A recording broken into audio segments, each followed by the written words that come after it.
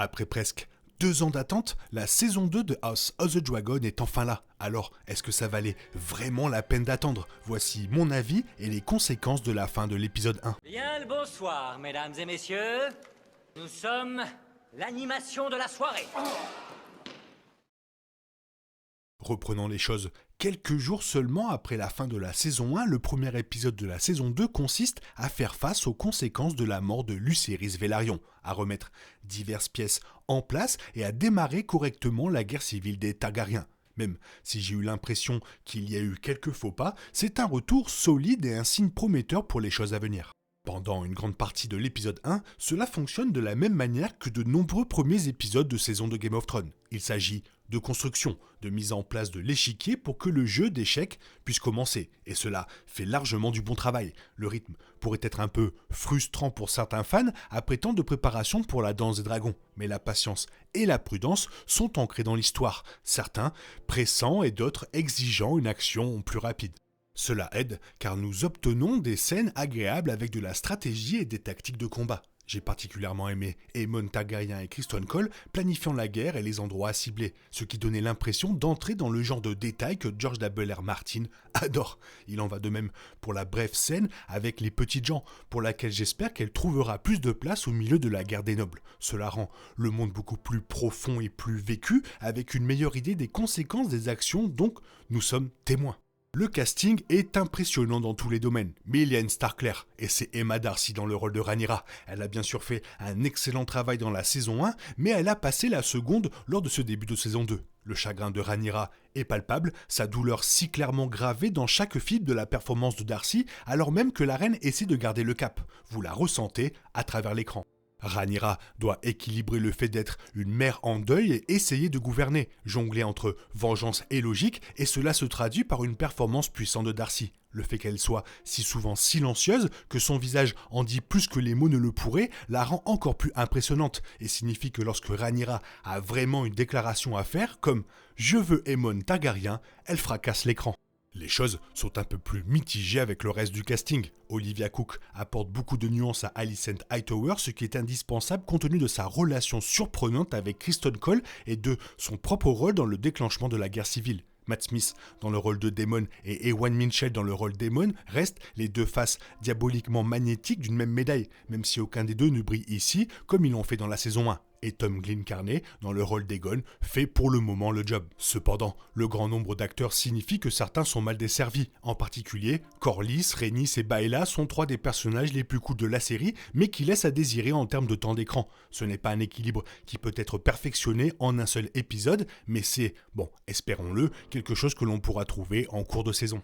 Au début de l'épisode, j'étais enthousiasmé par le retour à Winterfell et l'apparition de Cregan Stark, mais je suis ressorti de cet épisode en me sentant un peu déçu. Cela ne veut pas dire que je m'attendais à ce que Cregan soit un personnage principal, mais je pense qu'il y avait de la place pour plus que les 3-4 minutes de temps d'écran qu'il obtient, ce qui aurait mieux étoffé son personnage et montré davantage de Jacaerys. Ce dernier point serait important car il devra jouer un rôle plus important cette année, avec le début de la guerre. Malheureusement, nous n'avons pas vraiment une idée de la relation maintenant entre Cregan et Jacaerys. Rien de tout cela n'est mauvais, mais c'est un Stark et on s'attend forcément à plus. Je pense que montrer des scènes du duo, par exemple chassant et buvant à Winterfell, aurait pu l'aider à se démarquer, lui donner plus d'espace pour respirer et permettre un plus grand développement de personnage.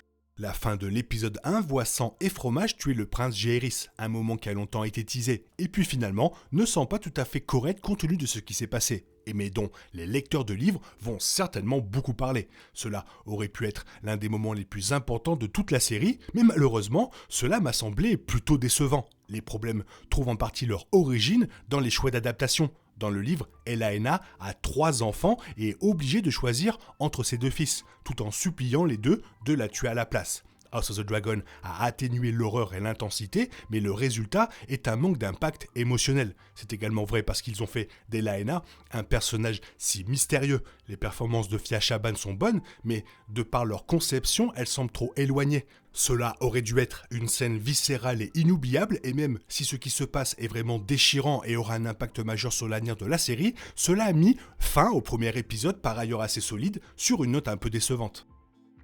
En un sens, la mort de Jaehaerys n'est pas celle d'un personnage majeur à part entière. Ce n'est pas comme si un acteur clé avait été tué. Mais comme pour la mort de Lucerys, il s'agit de ce que son meurtre symbolise réellement. Il n'y a plus de retour en arrière après la danse des dragons, aucune guerre civile ne peut être évitée. C'était déjà vrai à certains yeux, mais cela lève tous les doutes. Aegon devra riposter en frappant plus fort que jamais, et Rhaenyra devra alors faire de même. Les deux camps n'auront d'autre choix que de libérer leurs dragons et de tout brûler sur leur passage. Il y aura également un impact sur les personnes directement impliquées. Aegon n'a pas été un roi sérieux jusqu'à présent, cela est susceptible de changer dès maintenant. Il veut désespérément se venger. Les loyautés pourraient être encore plus divisées et la guerre ne fait que commencer. Rhaenyra elle-même a prononcé les mots qui ont poussé Daemon à agir. « Je veux Aemon Targaryen », mais elle n'avait aucune idée de ce qu'il ferait pour essayer d'y parvenir, ni du désordre que cela provoquerait. Il a peut-être essayé de remporter une victoire, mais cela sera probablement considéré comme une défaite. Rhaenyra sera blâmée pour la mort de Jaehaerys, à un gros revers pour sa volonté de gagner le soutien des habitants de Westeros. Après qu'Aemon ait tué Lucerys, Rhaenyra semblait prête à incendier le monde. Mais maintenant, elle devra peut-être essayer de garder la tête froide pour éviter que les choses ne s'aggravent davantage. En fin de compte, ce sera peut-être une tâche infructueuse et même elle ne pourra pas la soutenir. Mais attendez-vous au moins à un effort de la part de Rhaenyra pour tenter de trouver une solution différente qui puisse mettre fin à la guerre sans dragon, car personne ne comprendra mieux qu'elle à quel point un crime ignoble vient d'être commis.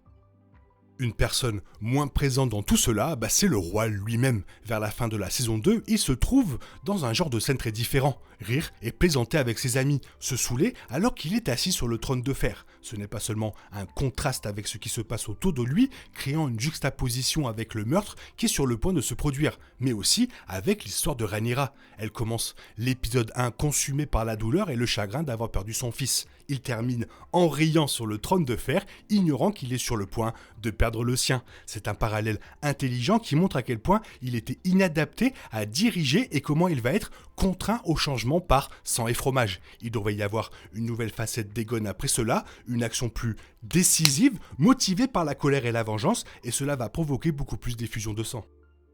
Un petit moment particulièrement intéressant avant tout le chaos est celui d'Alicent Hightower qui allume des bougies pour se souvenir de ses proches qu'elle a perdus. Elle nomme 3 personnes, Aeleri Florent, sa mère, Viserys Targaryen, son mari et Lucerys Velaryon. La partie Viserys est assez claire, mais les 2 autres noms sont bien plus intéressants. Il s'agit de la première confirmation dans l'univers du nom et de la maison de la mère d'Alicent. Et en plus d'être simplement une révélation soignée, elle présente un contexte très intéressant. Le sceau de la maison Florent représente un renard dans un cercle de fleurs bleues. Cela correspond à la façon dont Alicent s'habillait dans les premiers épisodes de la saison 1. Elle portait des robes bleues et ses cheveux auburn signifiaient qu'elle représentait pleinement les couleurs de sa maison. Cela signifiait qu'elle était plus Florent que Hightower, passant au vert de manière dramatique dans l'épisode 5, moment où les divisions ont été véritablement semées. Nommé Lucerys, quant à lui, témoigne de la façon dont Alicent regrette sa mort. Elle n'avait aucun sentiment d'être proche du garçon lui-même, mais il est probable que ce qu'Alicent pleure ici, c'est la mort de son amitié avec Rhaenyra. Cela montre qu'il y a encore une partie d'elle qui se soucie de sa vieille amie, mais savoir si cela peut être atteint ou si elle le permettra dans l'avenir de House of the Dragon est une toute autre affaire. Clairement, moins bien que ce que je pensais. Je m'attendais vraiment à un moment sang et fromage qui allait casser Internet. Là, ça n'a rien cassé du tout. Toi, qu'est-ce que tu en penses ? Fais-moi part de ton avis dans la zone commentaire. Sinon, il est temps pour toi de reprendre le cours normal de ta vie. Bisous, bye bye. Il est impossible de compter sur les autres de nos jours. On est obligé de tout faire soi-même. Je me trompe ? Rien de grave, j'avais tout prévu. Où va le monde, je vous le demande.